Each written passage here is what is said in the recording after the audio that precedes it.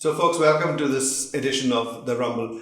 My guest is a gentleman who's been doing something not everybody admits to even being, trained to do anything. But he's not only a trainer, but he went through something very bad, ended up becoming, I wouldn't say trainer, but a healer. I'm talking about alcoholism. He's been through the mill. And so after having been an alcoholic and then got himself out of it, he decided he's going to do something to help others do it. So welcome to the show, Sonal. Thank you. Sonal Datt. All right. So now, and Varma, of course. so tell me, it's very, very rare that you come across a youngster who decides that I'm going to get into this. Mostly older people, seen some member in their family destroyed, who then goes into it. But you're at a very young age, you decided to. How did that happen?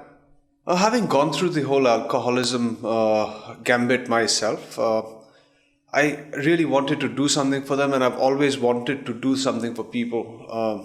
And this was something that because when you're helping an alcoholic, you're not helping one person. There's a whole family that is at stake. So right.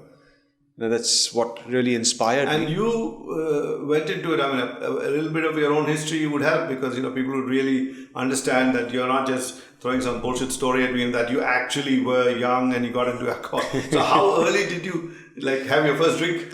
My first drink I actually had at the age of about 15 when I was Now that's not my first drink. Yeah. I've sampled and sipped off my dad's glass and things like that. Yes. However, the first drink outside of any controlled environment, this was at the age of 15, a farewell of one of my friends in school. And the first time I managed to get myself drunk. Okay. And then it was always about the high. But the early part of when you first had your few sips and stuff like that, it happens in a lot of families, almost with the blessings of dad and chacha, mama and all the rest of this. Say, pila yare, have one shot. Is that a dangerous beginning, or is that not so terrible? I mean, is it? I know a lot of fathers, I think I did it myself. So am I also guilty of some terrible thing? Absolutely not. See, it's a social thing. Everybody does do some form of intoxication, and it's socially very acceptable, and I don't think it's wrong for those people that can stop. Which you won't find out. Which you don't find out till you use it, right? Okay. So, somebody can start his first drink at 20 and still be a lush at 25. And you can also start at 12, 13, 14 and may never end up becoming a drunk. So there are no rules in this one. There are no rules at all. Anybody's capable. Anybody's capable. It's one of those things. So do you have any thumb rules and say, okay, I know when I look at this guy, he's a likely customer for me in the future? Well, thumb rules as such are the levels of dysfunctionality and also the amount of change in personality post the first drink. Okay. So if it's a very timid person, he's getting very aggressive, or he's getting loud and garrulous, or a more friendly person or a more forthcoming person starting to withdraw and become quiet. Okay. So the shift in personality is very, very apparent within the first 60 ml drink. Okay. That is one of the few things. So this 30 ml, which is the industry standard, is there some scientific logic behind the size of that drink? Has somebody worked out that 45 ml would be dangerous, give each 30, and then double would be a large, would be 60, and then double would be Patiala. Patiala. Well. But is there something to the quantity? Is 30 a safe amount? 30 is a safe amount, yes. See, any amount, as long as it is not obsessive. Okay. See, if you're no person is going to drink obsessively, and if he's just normal and it's not going to this thing. Most people would have 2 pegs, 3 pegs even sometimes. Okay. On one of the functions, maybe 4, but they're going to stop there. Yeah. So, a normal drinker doesn't really have, there's no real standard that I can put my finger on for you. Okay. However, is the obsessive drinking, when a person starts, he just... the inability to stop. To stop, that's right. That just keeps going. Tell me, how important are friends in this whole scene? Very important. Leading up to addiction, sometimes the friends sort of spur you on. Push you over the edge. Before you realize it, you're hooked, and they're able to control it. So they walk away from it and you're stuck with it. And you're stuck sometimes, and that's with the drugs as well. Okay. And alcohol, mind you, is a drug itself because it's mood and mind altering. Anything that falls in that category is a drug. Yes. So, and then friends are also good, barometers on your obsessive and this thing. So if you really have a good friend, he can sort of point out, but then it's up to the addict. He can even alert the rest of the family saying that this guy is, you better keep an eye on him. But though I don't think any friend will actually snitch on his buddy and tell his parents. Well, if there was a real friend, he should. He ought to. He ought to. But I don't think they do. But how bad is it up there in Delhi? And I hear stories of Noida. Not Noida. What's that? Gurgaon. Gurgaon. Yes, Gurgaon is notorious for people walking into hotels with guns and stuff like that, into bars. Is it all part of the alcoholism thing that's happening, or is it just general rowdiness? That's the general rowdiness. That's the pop culture right now. Okay. The alcoholic wouldn't really. He'd get aggressive, after his drink. He doesn't need a prop. He doesn't need props. Yeah. He doesn't need props. That is gundagardi, or just gangsterism per se. And the effect on health. What is the actual effect on health by being an alcoholic? Health factors. Pancreas gets damaged, livers get damaged, the brain cells get damaged, the nerves get destroyed, ulcers, the list is endless. Okay. But does the drinker realize any of these things happening? Or he the love of alcohol, the effect that alcohol has on him is so enjoyable that he doesn't... he wouldn't care. He wouldn't care. You're right. He wouldn't care. Yeah. But he's not aware of anything that's happening in his body, is it? He will complain of aches and pains. He will try and garner sympathy. The hangover thing, and that's I know. But anything else?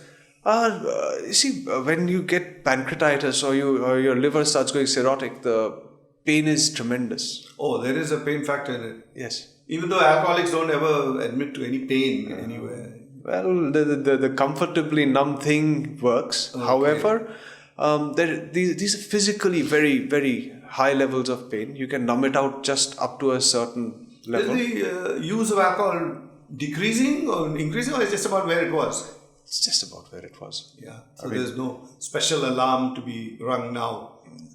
The alarm rang the alarm a long time ago. You have the Mughal emperors who start the day with drinking wine, and well, they at least had the excuse that I have nothing else to do. Damn it, I got an army that's itching to fight, and you're going to create and pick a squabble with somebody, send them off to go attack this. But modern day guys, what is their excuse for just being comfortably numb all day? All the same.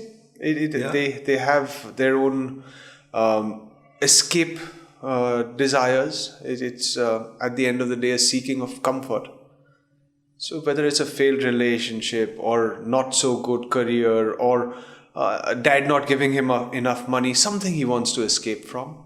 So that's what he says. I mean, you don't have to have some earth-shattering reason to pick up your first drink and the next and the next and the next. It just goes along. So you just got to be careful. So we just find out more about this very unique thing called therapy. Never heard of it before. I mean, I've never experienced it before. Sorry. Of course I've heard of it. So, what I was about to ask you last when I stopped was, how does one recognize that you're just going from social drinking and now the guy slipping over the line, now he's getting into alcoholism? The alcoholic himself is the last person to know or figure this one out. Yes. It's mostly the family that figures that he's obsessing more about the drinking. The jokes tend to... The families know about these things? They end up picking up the signs much earlier. Oh, they do? Okay. Socially, see... everybody today, most families find it's acceptable to have 2 drinks in the evening with your dad or your uncle or whatever. Yes. Now, kids tend to obsess. They tend to speak about drinking more than they actually drink. They tend to talk. I mean, the fun. A little bit of bragging on that. Absolutely. Yeah. And when the drinking starts, now what happens is the first thing is your personality starts shifting a lot. So between being completely sober and 1 drink down, the personality has shifted by many points. Okay. Those are the first warning signs that this person is going to slip into an abusive pattern. Okay. And it's like many times if you ask a recovering alcoholic or even this thing, the person says, "What happens to you after 1 drink?" Yeah, you're a completely different guy and that sort of thing. Exactly. those are the people that are going to most probably end up abusing. Yeah. Is there any other way of determining, like a test of some sort? Well, They want to check your eye, read the top line and down. Is there something that you can say that this guy is heading that way? Well, see, there is a 12 question questionnaire prescribed by the WHO, which you just tick off yes and no answers. Okay. Which sort of gives you an indicator that you've already become an alcoholic. Oh, really? That is available online. Which you can... I think they should post it outside every liquor store. Well, yes. If it would make sense, we should move for that.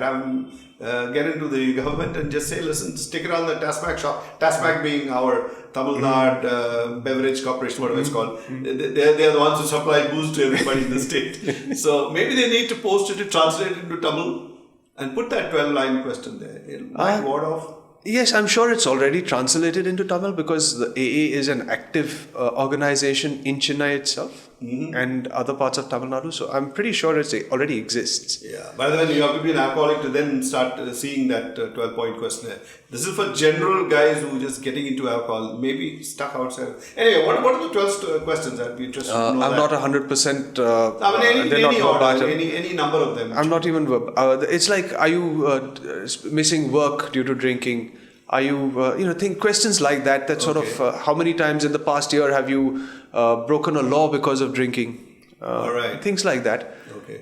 Is it a good pointer for friends to recognize one of their buddies going that way? Yes, absolutely. Yeah. If friends can look up the questionnaire and tell them that, look, buddy. Where do you get that questionnaire? Available online. Online where? The AA website, the Narcotics Anonymous website, the Alcoholics Anonymous website. All right, just look into the camera and tell them where they should go. Go down to the Alcoholics Anonymous or the Narcotics Anonymous website and you'll find this questionnaire, which is, are you an alcoholic or are you an addict? And that can help you screen your friends. I mean, 2 points, more than 2 points, and they're definitely alcoholic. So you'd be able to notice them in any case. So you just need 2 positives out of the entire 12 to say that you're going wrong. That's correct, yes. Oh, so you don't have to fail all 12. No, you don't. I mean, that'd be terrible. That'd be like death. Yes. Then it's over. I mean, you probably wouldn't get there. After 6 or 7, you're already in trouble with the law and with everything. Okay, and is it, I know that today the parents also worry about girls, their daughters also getting into alcohol, which is unheard of in the old days. Or if it was hidden, well hidden, that the girls are as many drugs as boys. But is it an increasing phenomenon? Out of the closet? Yes. Okay. And one of the oldest people that I have treated successfully was a lady. How old was she? She was 66 when she came into treatment. Wow. At 66, you should let them enjoy themselves and drink themselves to death. What the hell are you going to improve people like that? Yeah, but the youngest you've treated? The youngest was 17. Oh, all right. So that's dangerous. Yes. At 17 to become an alcoholic, what age would she have started slipping to it? 12. 11, 12. Sneaking drinks out of the father's cabinet, leftover drinks here and there, things like that. And then it just builds up. Then by the time you're in class 10, you already got the social thing going on. So yeah, it starts very early. And I guess the parents at home are not putting a stop to it because they say, oh, it's okay, she's only a beer. Is that how it starts? Is it as dangerous as people say? You have one and then you're like stuck for life? No, see, at the end of the day, all of us get exposed. Yes. All of us get exposed to ganja. Yes. So at that stage, you don't know whether you're going to get stuck to it or not. So to say that nobody should drink or nobody should use a drug is a little over the top. It won't happen in any case. It will be available. Absolutely. Somebody will push it. Absolutely. And today, the party scene is such that you're going to try ecstasy, you're going to try LSD, you're going to try a lot of other things. However, not everybody gets stuck to it. And is it an expensive thing, getting these drugs as compared to alcohol? Alcohol is freely available, various grades of it, but from what I understand, the drugs, that's not the way it is. It's all in micrograms and milligrams. I can't understand. But it's not really true. Huh? That's not really true. Two of the most widely abused drugs in India are, you get for 10 rupees you get 3 joints. That's Marijuana. Okay. Bhang you get very freely. That's sanctioned by Shifty. Culturally, we have been inclined to drink bhang anyway. Absolutely. So, these chemical synthetic drugs, are they freely available as they say, or is it just? It's very freely available. It is. It is very freely available. Some of the most abused chemical drugs are painkillers.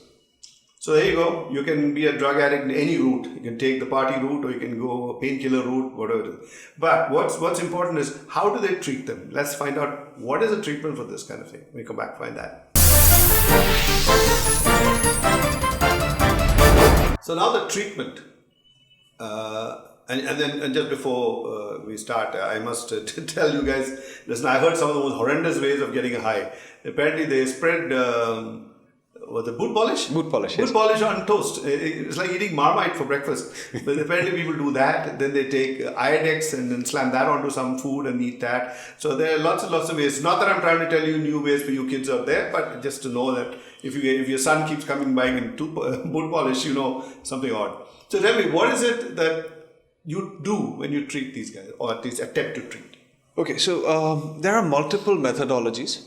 One is either you go straight to the AA meetings or the NA meetings, and the success rate is quite low.